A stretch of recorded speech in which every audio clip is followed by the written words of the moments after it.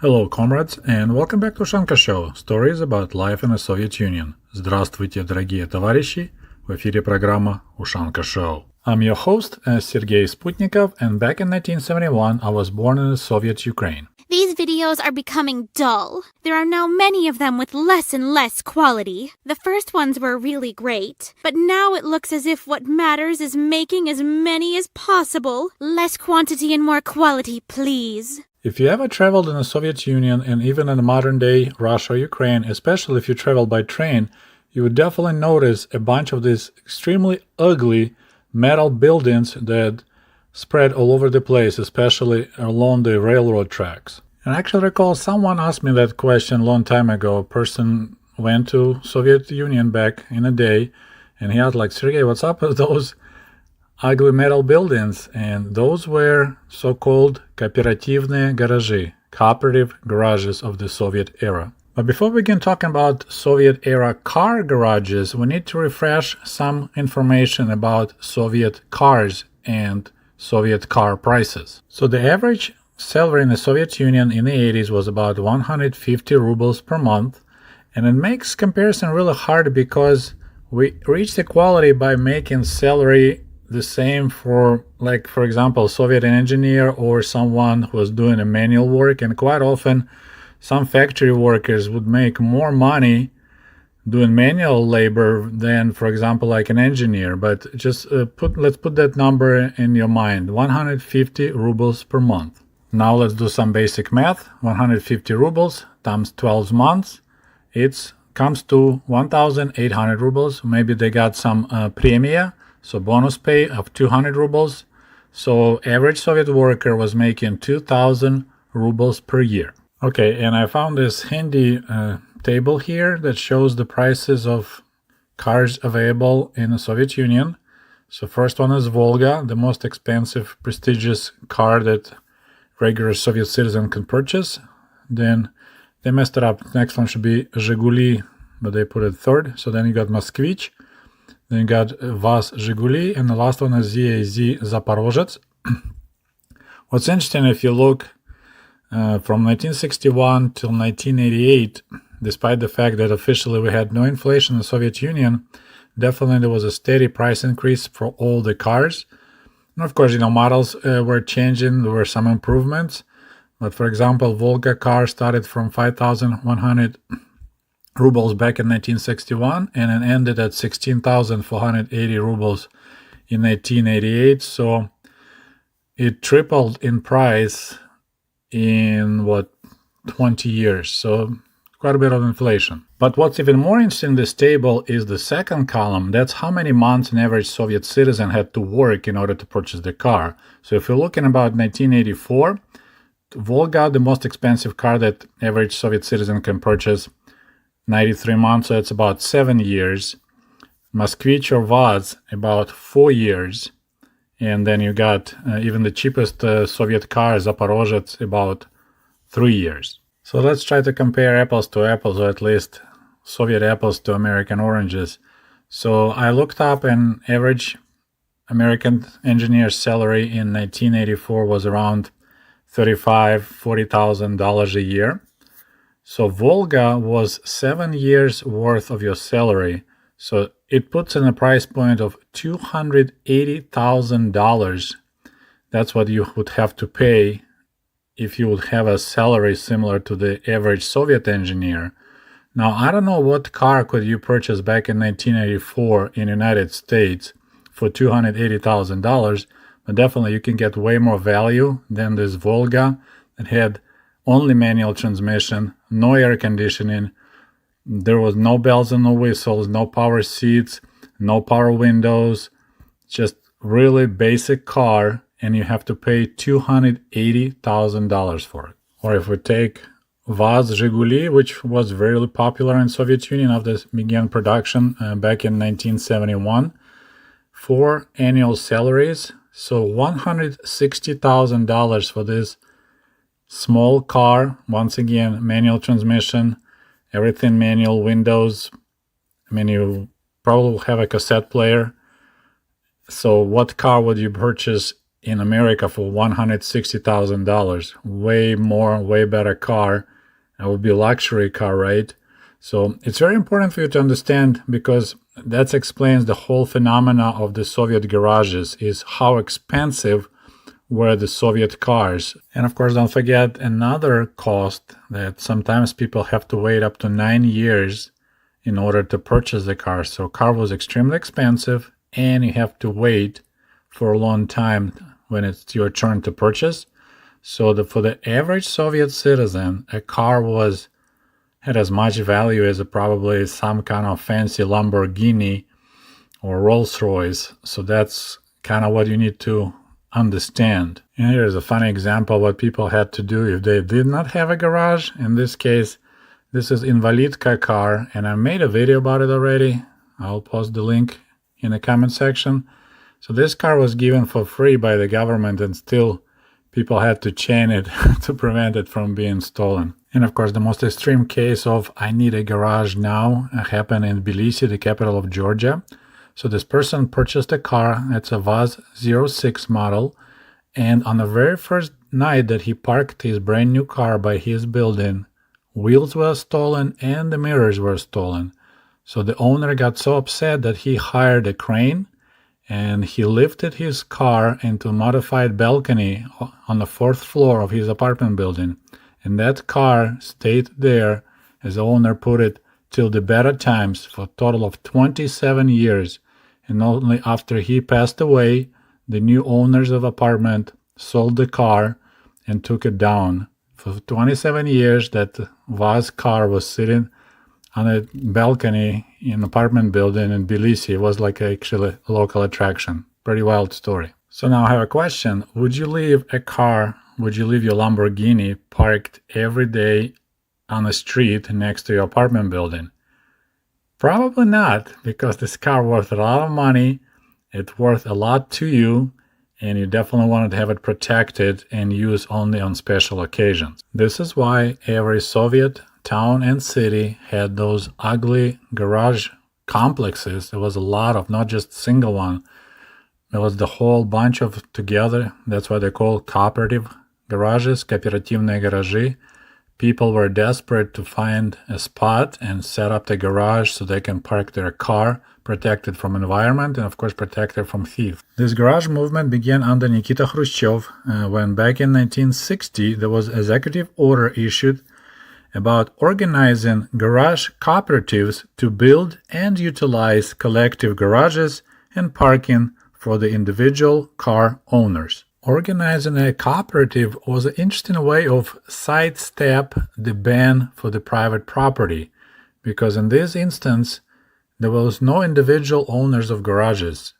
Cooperative owned all the garages, and every member of that cooperative had a continuous use permission, so you were allowed continuously use that garage while technically you didn't own it. Some of you may recognize this cooperative idea from my story, how my parents purchased a cooperative apartment, кооперативная квартира.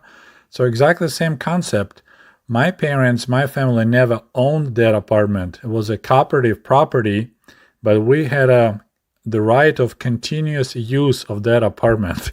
And similarly here, people had the right of continuously use the garage, while it was never in their private property. So of course, building garages with this cooperative concept was quite an awkward process. First of all, you need to organize cooperative. Quite often it was done at the places of work. So if it's some large factory, or maybe, for example, there's organization of writers in Kyiv or Moscow, so they will organize the cooperative, garage cooperative of the writers. Then they need to find some territory available, some lot, some land. And once again, you kind of like ask for permission to use that land, because cooperative couldn't purchase. And just from there, you need to find somebody to build the road. Then you start building those garages in the territory. And quite often, the only land was available in big cities is along the railroad tracks, because you couldn't build apartment complexes that close to the railroads. But the garages will be fine, right? Nobody cares about the noise of the train or vibrations. So that's why a lot of these Soviet-era garages They are located right next to the railroad tracks. Of course, there were also a bunch of limitations. You could be a member only of one garage cooperative. You can only have one garage, period. So a family was allowed to have only one car in private ownership. And it was quite expensive because you had to pay money into cooperative that will be used to build this garage complex. There was also a limit on the size of the garage. So the lot size was 6 meters by 3 meters, so about 20 feet long by 10 feet wide. So that's a pretty small lot. You could barely fit a car. You couldn't even open the door all the way. So that was a pretty small garages, and you could see in the pictures there's hardly any room for anything else. It wasn't cheap to become a member of Garajny Cooperative. Usually you need to pay from 3 to 4,000 rubles. That's the prices of 1970s. So you're paying half of the price of your car. So your car is extremely expensive, right? We talk about, $250,000. Then you need to pay about $120,000 to become a member of this Garajny Cooperative. When you look at the photos of these garage towns, they look like there was a handmade metal boxes, but actually you could purchase a kit from the factory. It wasn't cheap either. I believe it's like 500 rubles. So you pay 3 to 4,000 rubles to become a member of Cooperativny Garage.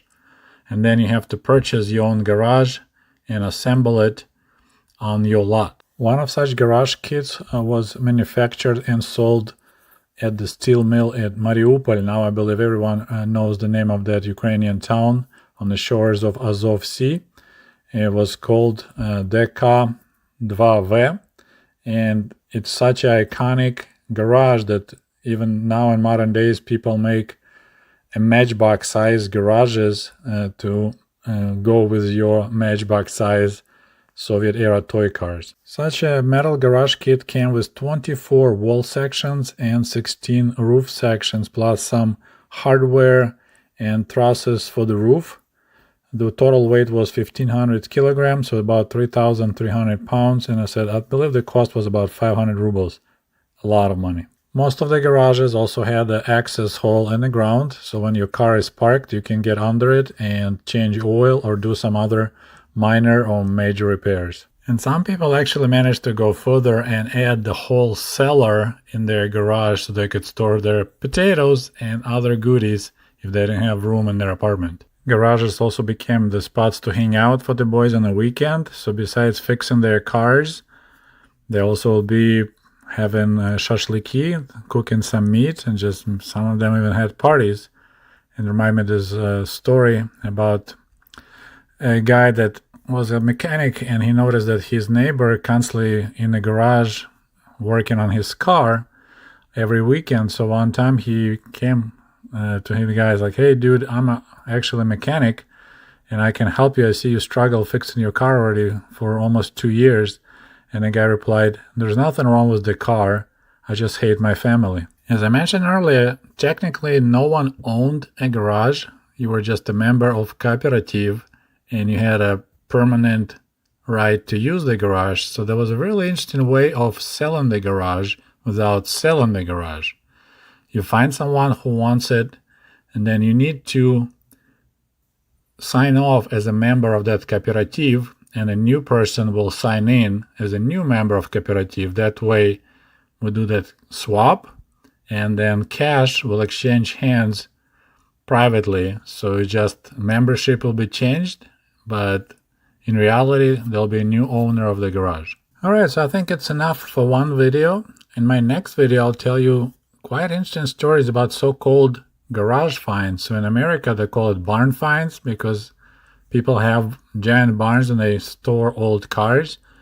In former Soviet Union, now they have so-called garage finds, and when they open abandoned garages or they buy garage unseen, and then they find some interesting cars. So that'll be my next video. So thank you so much for tuning in to Ushanka Show. I hope you enjoyed this video. Please don't forget to like it, and we'll talk to you soon. As I promised, in today's video we'll talk some more about Soviet garages.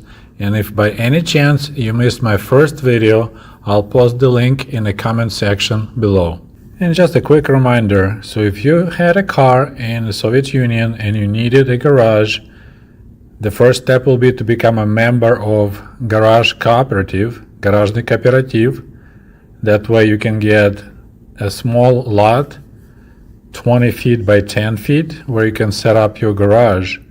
And you technically never own the garage, you are allowed to use it continuously. Постоянное пользование. This awkward setup created quite awkward situations where people live on one side of the city, but their garage cooperative would be on the opposite side of the city. So in order to get your car, you have to use public transportation and travel across the city.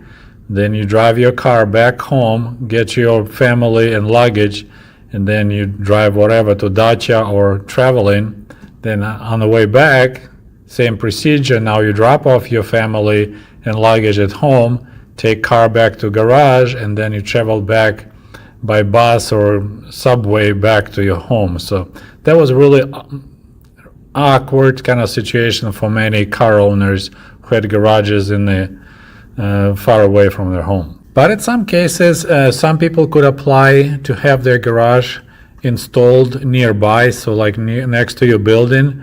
Those people were called льготники, so beneficiaries. So for example, if you're a handicapped person or you are veteran of the Great Patriotic War, you may apply and being allowed to set the garage nearby, not in cooperative, but individually. And of course, if you live in a village, then you could build your own garage on that small lot. So once again, you didn't own the lot, but you could have a house there and a garage.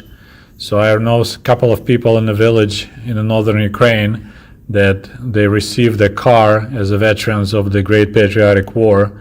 There's one neighbor got ZAZ Zaporozhets, and he built a small garage right next to his house. So it was very convenient for him. But if you live in a big city, that was more complicated. As I mentioned many times before, my family never owned a car, so unfortunately I'm not really familiar with all this Soviet garage culture of people hanging out.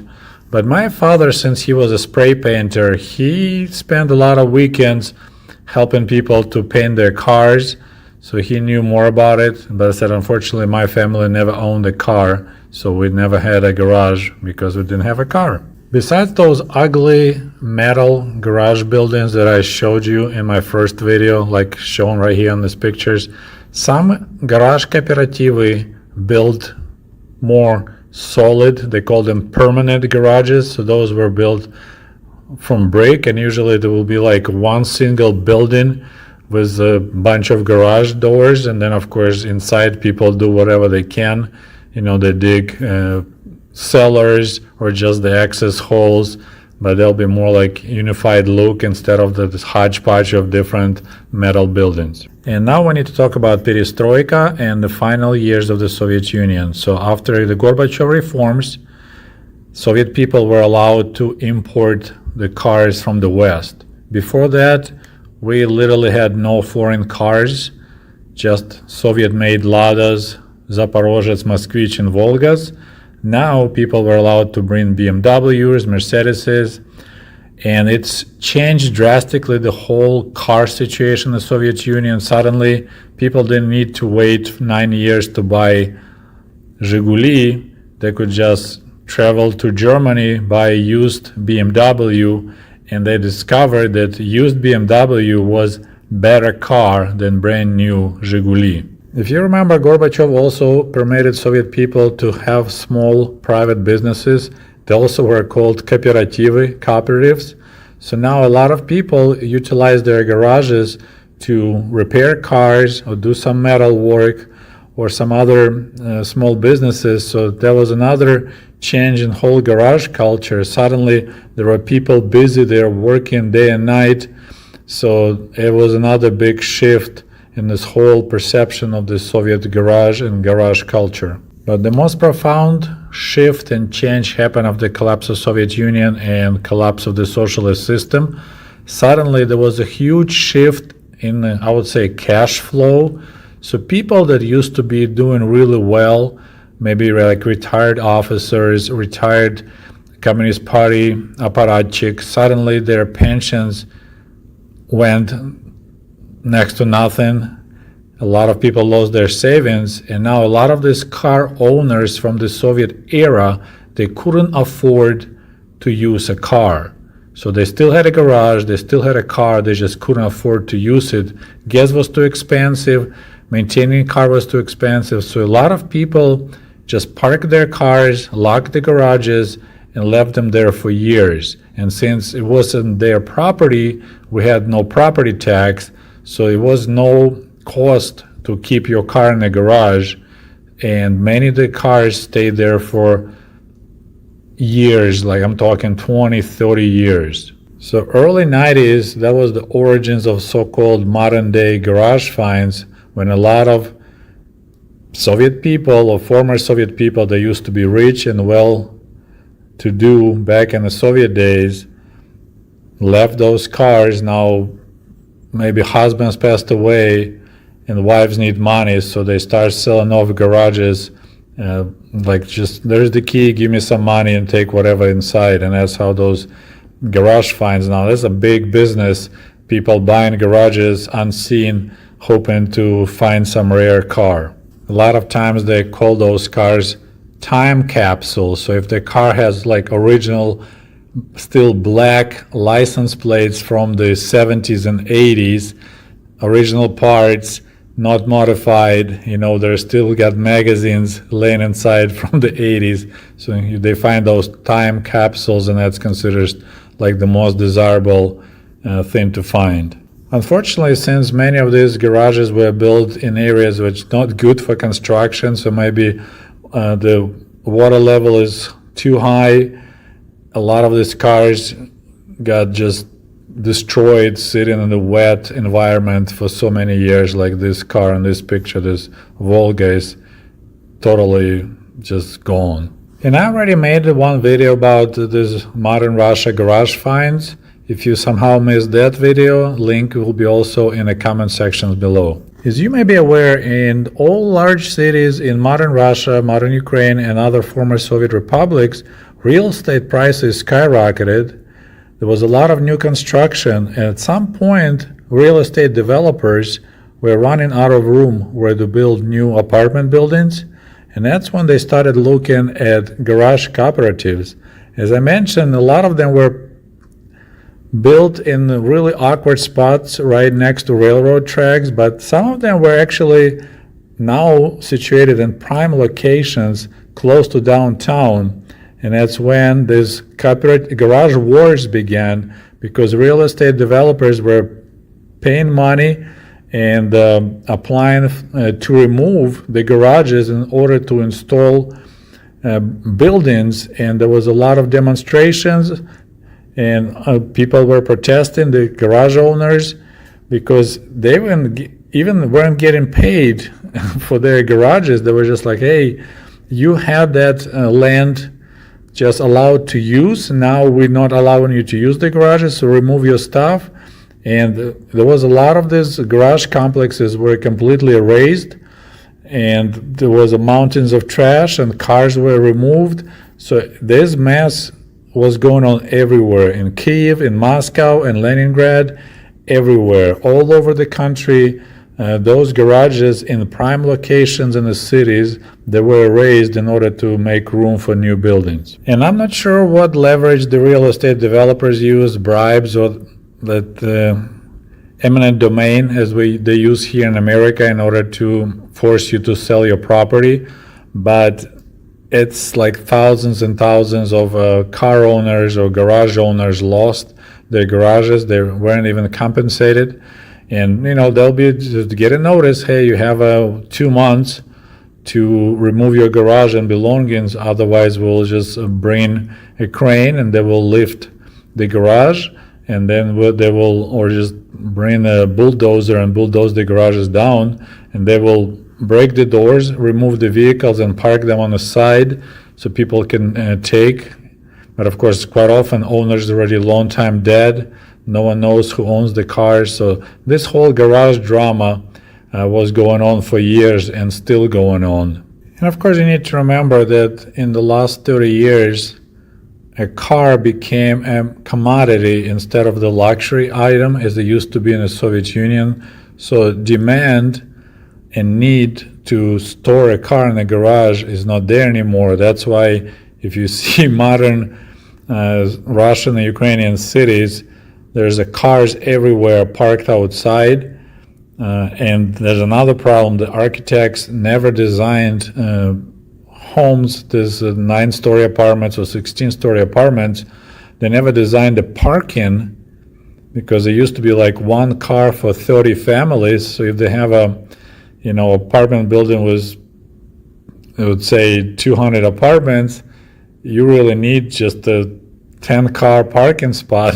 Now you need like almost 100-car parking spots. So people park on the lawns, on the grass, anywhere. So it's a giant mess right now everywhere you go because people, they're not afraid to park on the streets anymore. So all those areas, like where I live, used to live in Kiev, cars like everywhere. They park them any spot they can find. So that's really annoying. So yeah, a Soviet cooperative garage, another peculiar detail about life in the Soviet Union, how important it was to hide your precious car in a garage and how everything changed now. And there's a lot of Russian and Ukrainian YouTube channels, people that specialize in maybe Moskvich cars or Zhiguli cars, and they searching for rare models. They buy cars out of the garages and they make the whole video about pulling it out of the garage. Of course,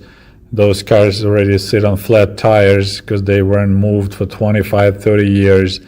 And then there's the whole trick is to fix it, make it run again, and then present to YouTube like, look what I did.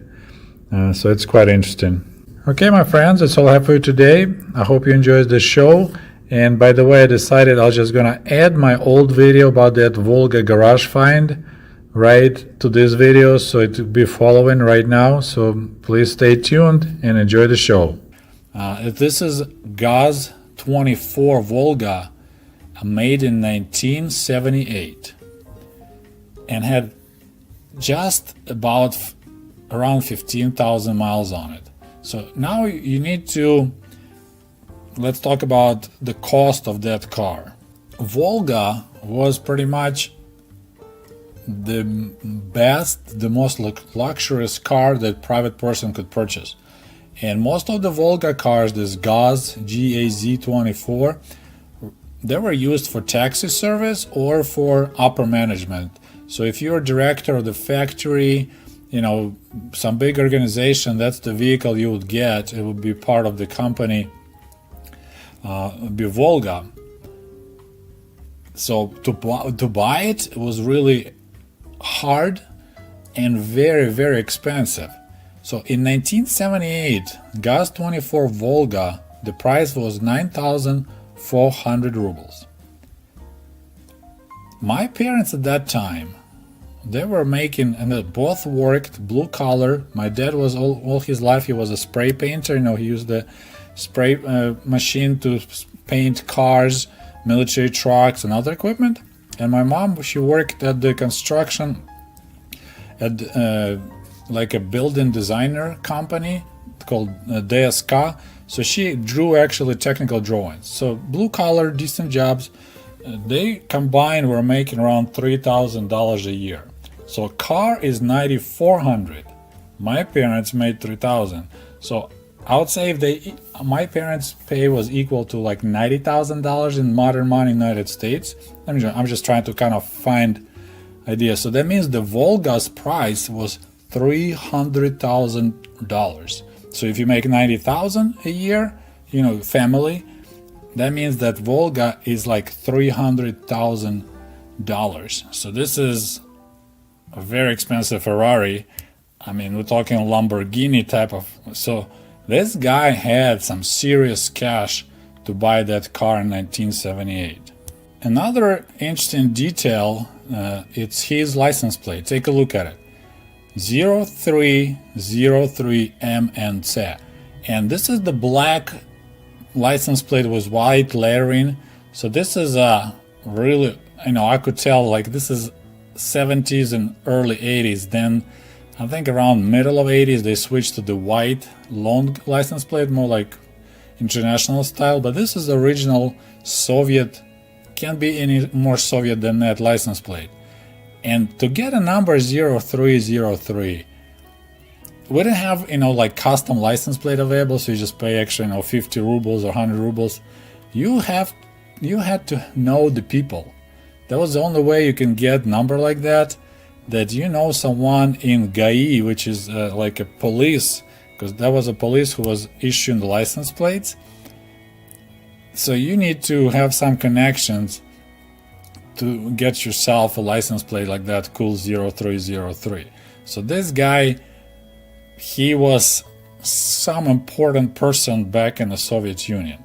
Now apparently the owner of this car worked for Внешпосылторг. So this company, because it's state-owned company, they ran stores in Soviet Union, like in big cities pretty much, like Kiev, St. Petersburg, Moscow, and that was so-called hard currency stores, Berezka. In Ukraine they were called Kashtan. So this is the stores that were selling stuff to foreigners for hard currency, or to people who, like Soviet people who worked out of country. So for example, if you work as a sailor or some other profession that you work, in Germany maybe, or Britain, or any socialist country, you're kind of getting paid in local currency. But since it was against the law to own currency in Soviet Union, our government came up with this interesting way. They will exchange your card currency for this special money. They don't give you rubles. They'll give you this cheki of Neshtorg Bank. So there will be like special money, special ruble. It's ridiculous, to think about it. And that's the currency you could use in these Berezka hard currency stores. And you can buy stuff that regular Soviet person just couldn't find in the normal store. So this guy worked for that company, and he spent most of his career outside of the Soviet Union. I'm not sure doing what, but he rarely came back to Soviet Union. That's why he didn't use that car a lot, and that's why he had such a really low mileage. So he had access to those. He worked for those special checks, and he probably had a way of trading them, getting goods that normally people couldn't get. So that's why he could make so much money to afford a Volga car and get that really cool license plate. And interestingly, right now, these cars, like old Volga cars from 70s, if they're in a good shape with low miles, they can get sold for quite a few rubles or dollars. In modern days, there's the people who make them look brand new. They customize, they restore them. That's interesting. For me, it's like, what is going on? I guess I'm getting old because I never thought those cars are cool. Back then I did, but later I was like, well, I'd rather have a BMW than Volga. But now people who can afford BMWs, they want Volgas in original, all complectations with the original engine and stuff like that. So I looked at the comments, and some people think you can get around 50,000 rubles for the car in that such condition, which is pushing close to $10,000. So this is a lot of money for old, outdated car. But there's the people who want to have cars like that in former Soviet Union. And as a cherry on the top, I want to show you another Russian garage find. This is unique. This guy, I'm not sure how he got probably as his trophy from the World War II, but this old man had BMW 327. So in some garage on outskirts of Tula, which is about 160 kilometers from Moscow, this old man had for years that's a BMW sports car from 30s. He had it sitting in the garage. He was hoping one day to restore, but he never had money. So he had it for a long time, and then he finally gave up. And he called this one of these guys who, it's his job to travel around the Soviet Union, former Soviet Union, and find some unique cars. And here we go. Believe it or not, this is old BMW in really poor shape, but my goodness, it's a really rare car, I think. BMW 327 found in Russia. And we're interested to find out how it's ended up in Russia, but my guess would be he was maybe some officer during World War II or during the occupation of Eastern Germany, and he just managed to get that car confiscated and shipped to Soviet Union. He might drove it for a while and then just parked it, and it sat there for years. So I thought it was pretty neat. Well, I hope you enjoyed the show, and thank you so much for your support for my video about my book. I'm very impressed with so many advices and good words. Thank you so much, guys, and we'll talk to you soon. До свидания. Goodbye.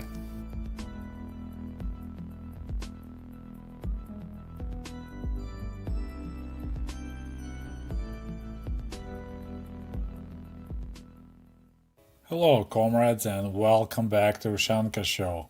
Today I would like to talk a little bit about Soviet cars. I already got a couple of videos where I touched the topic about different brands and prices. And today there's quite a particular little detail that I would like to tell you about. So we're talking about Soviet cars and especially about lucky owners of the cars. As I mentioned many times, besides that cars in Soviet Union were extremely expensive. If you look at what average person was making per month in Soviet Union, which was around 100 to 150 rubles a month, and the most desirable car, Zhiguli Lada, was around 9,000 rubles in 80s, a little bit less in 70s, and that was an outdated Fiat 124 model, I believe. So you can imagine, if you are lucky to buy a car, you definitely don't want to leave it sitting by your building. I'm talking about big cities, of course. So you don't want to just leave a car parked by your building, because, as I mentioned, I was trying to kind of compare, like, okay, so the Soviet family making about 200, 250 rubles, maybe 300 rubles a month, and a car is 9,000. So if you look at what I would say average American family makes, blue collar maybe, so that means that basic car would cost about $200,000, if you compare your incomes and the cost of the cars. So of course, if you buy a car here in America for $200,000, which we're probably talking, that's the level of Bentley. It's above. I mean, you can probably get a Mercedes for $200,000, but that's like upper level. So you're talking Ferrari, Bentley, whatever else the luxury brands. So you don't park the car by the building, right? You want to have it parked somewhere in the parking spot, like underground parking spot, which we didn't have in Soviet Union, or you want to have a garage. So today we're going to talk about garages in Soviet Union. It's funny, actually I recalled a long time ago, one of my subscribers, he apparently visited, I believe, Belarus. So he visited former Soviet Union, and here was his question: what's up with all those ugly metal garages everywhere? So yeah, this was the situation. So if you purchase a car, the next thing you want to do is to find a garage. And of course, we are talking about Soviet Union. We're talking about life in a society where there's no profit-driven industries. If the government decides, okay, we need to build a nice spaceship, they'll build a nice spaceship. If they decide we're going to do something else, they might do something amazing, like make really cool, good tank or something else. But if the government doesn't think they need something, it will never appear, even if people badly need it. So what happened, it was pretty much like underground business. So people just were buying metal sheets from factories. You just like offer money, you maybe offer vodka, whatever. So people will steal parts and they weld these garages out of whatever scrap metal they could get their hands on. So there was nothing uniform, was nothing attractive. There was just these basic metal boxes, like really rudely made, rudely welded, just to have some kind of roof above your precious car. And that was pretty much any spot they can find, usually in unused areas. Sometimes it's like along the railroad tracks, and like in Kiev, there's areas along the railroads. There's just line after line of these garage buildings, and it's just, they pretty light. You can actually lift it with the crane. Sometimes if people had extra money, they will build out of brick, but most of these they're like temporary garages which were permanent for 40-50 years. They'll be just these ugly metal small buildings. And of course, in order to have some kind of system, and maybe, it's not enough just to have a car, this little garage and a car locked inside. You want to make sure, if there's a lot of garages and a lot of cars, you want to hire somebody who will be watching over. So usually they'll have so-called garage cooperative, co-op. So they maybe, that time it was it was government-owned land, so no one really cared. So they will just occupy this territory. They put some kind of gravel road, install these garages, then they put the gates, and then they hire somebody. So everyone who has a garage there has to pay some kind of monthly fee. Then they hire some couple of old guys or a couple of old drunks who will be just there 24/7 at the access, watching who comes in, who comes out, checking, making sure no one who is not supposed to be there enters. And of course, there'll be always a bunch of dogs, like stray dogs that live off scraps, and they will always bark if somebody else trying to sneak in.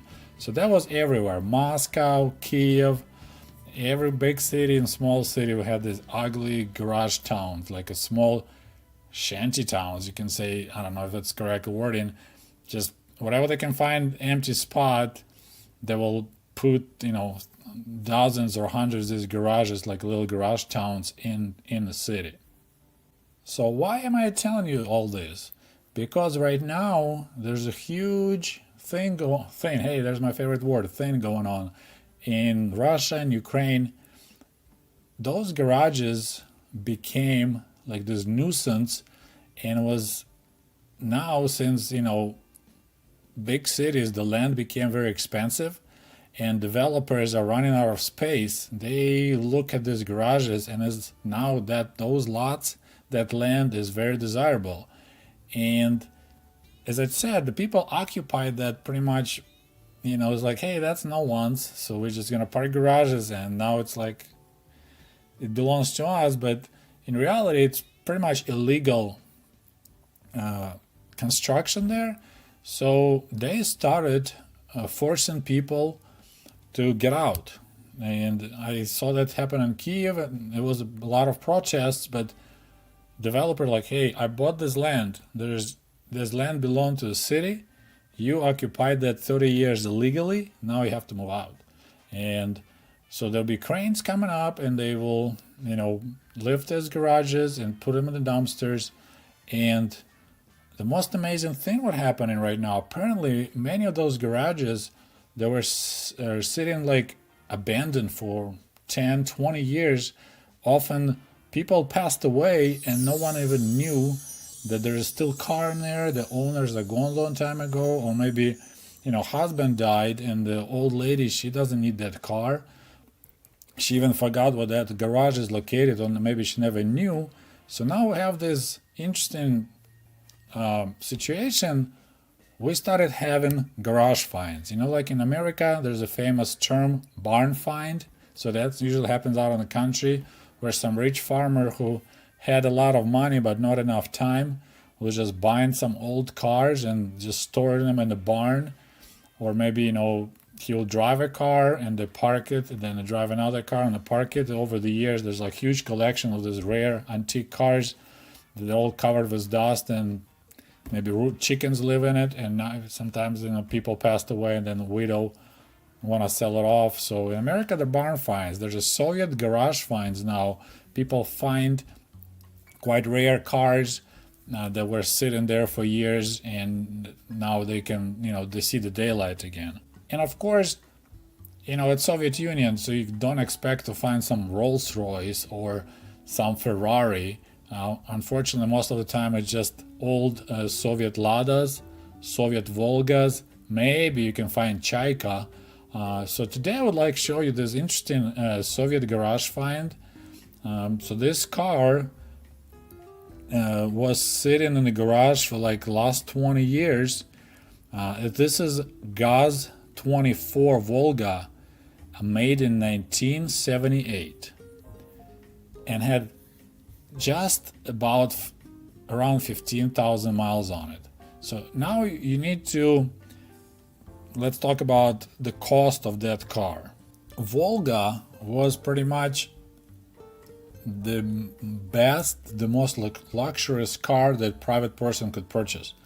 And most of the Volga cars, this Gaz, GAZ-24, they were used for taxi service or for upper management. So if you're a director of the factory, some big organization, that's the vehicle you would get. It would be part of the company, would be Volga. So to buy it was really hard and very, very expensive. So in 1978, Gaz 24 Volga, the price was 9,400 rubles. My parents at that time, they were making, and they both worked blue collar. My dad was all his life, he was a spray painter. He used the spray machine to paint cars, military trucks, and other equipment. And my mom, she worked at the construction at like a building designer company called DSK. So she drew actually technical drawings. So blue collar, decent jobs. They combined were making around $3,000 a year. So a car is 9,400. My parents made 3,000. So I would say if my parents' pay was equal to like $90,000 in modern money in the United States. I'm just trying to kind of find ideas. So that means the Volga's price was $300,000. So if you make 90,000 a year, family, that means that Volga is like $300,000. So this is a very expensive Ferrari. We're talking Lamborghini type of. So this guy had some serious cash to buy that car in 1978. Another interesting detail, it's his license plate. Take a look at it. 0303MNC. And this is the black license plate with white lettering. So this is a really, I could tell like this is 70s and early 80s. Then I think around middle of 80s they switched to the white long license plate, more like international style. But this is the original Soviet, can't be any more Soviet than that license plate. And to get a number 0303, we didn't have, like custom license plate available, so you just pay extra, 50 rubles or 100 rubles. You had to know the people. That was the only way you can get number like that someone in GAI, which is like a police, because that was a police who was issuing the license plates. So you need to have some connections to get yourself a license plate like that, cool 0303. So this guy, he was some important person back in the Soviet Union. Now apparently the owner of this car worked for Внешпосылторг.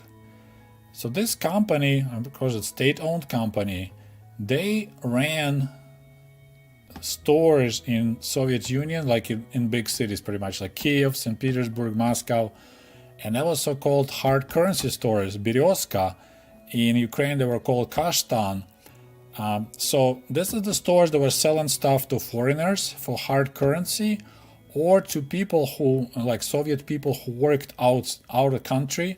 So for example, if you work as a sailor or some other profession that you work, in Germany maybe, or Britain, or any socialist country, you're kind of getting paid in local currency.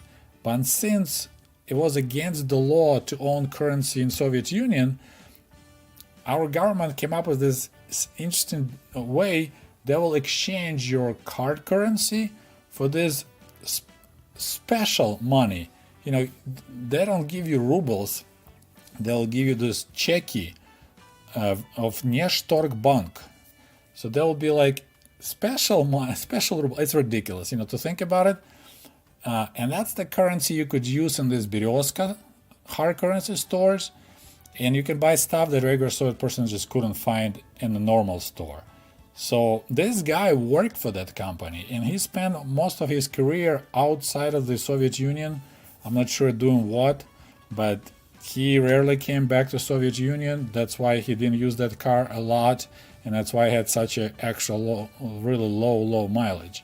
So he had access to those. He worked for those special checks, and he probably had a way of trading them, getting goods that normally people couldn't get. So that's why he could make so much money to afford a Volga car and get that really cool license plate. And interestingly, right now, these cars, like old Volga cars from 70s, if they're in a good shape with low miles, they can get sold for quite a few rubles or dollars. In modern days, there's the people who make them look brand new. They customize, they restore them. That's interesting. For me, it's like, what is going on? I guess I'm getting old because I never thought those cars are cool. Back then I did, but later I was like, well, I'd rather have a BMW than Volga.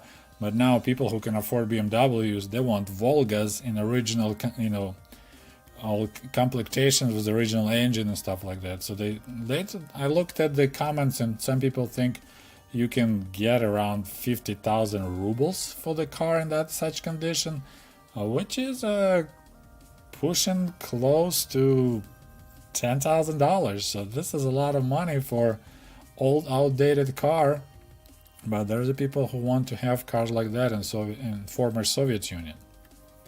And as a cherry on the top, I want to show you another Russian garage find. This is unique. This guy, I'm not sure how he got it. Probably it's his trophy from the World War II. But this old man had BMW 327. So in some garage on outskirts of Tula, which is about 160 kilometers from Moscow, this old man had for years that BMW sports car from 30s. He had it sitting in the garage. He was hoping one day to restore, but he never had money. So he had it for a long time, and then he finally gave up. And he called this one of these guys who, it's his job to travel around the Soviet Union, former Soviet Union, and find some unique cars. And here we go. Believe it or not, this is old BMW in really poor shape, but my goodness, it's a really rare car, I think. BMW 327 found in Russia. And we're interested to find out how it's ended up in Russia, but my guess would be he was maybe some officer during World War II or during the occupation of Eastern Germany, and he just managed to get that car confiscated and shipped to Soviet Union. He might drove it for a while and then just parked it, and it sat there for years. So I thought it was pretty neat. Well, I hope you enjoyed the show, and thank you so much for your support for my video about my book. I'm very impressed with so many advices and good words. Thank you so much, guys, and we'll talk to you soon. До свидания. Goodbye. Sergey wrote a book based on diaries he made when he was first in the United States. And as I understand, this is just volume 1, right? That's correct. He's going to have multiple volumes coming out. Well, I said, well, since Sergey is kind enough to come up and speak with us, I bought the book. I said, I might as well read this. I read this in one sitting, 2 hours, 2.5 hours. I just couldn't put it down. It was so fascinating because your writing is very compelling, for one. And his story is very interesting too. It's really interesting. You know, we've lived here our whole lives. We don't have that perspective. It's just so interesting to hear someone else's perspective about what we take for granted. So I hope you really tune in and listen to what he has to say. It's a very interesting, very informed perspective. Sergey is not a historian. He's an electrical engineer by trade, but I find that he has a depth of understanding on history, economics, culture. So just a very observant fellow and a great storyteller. So like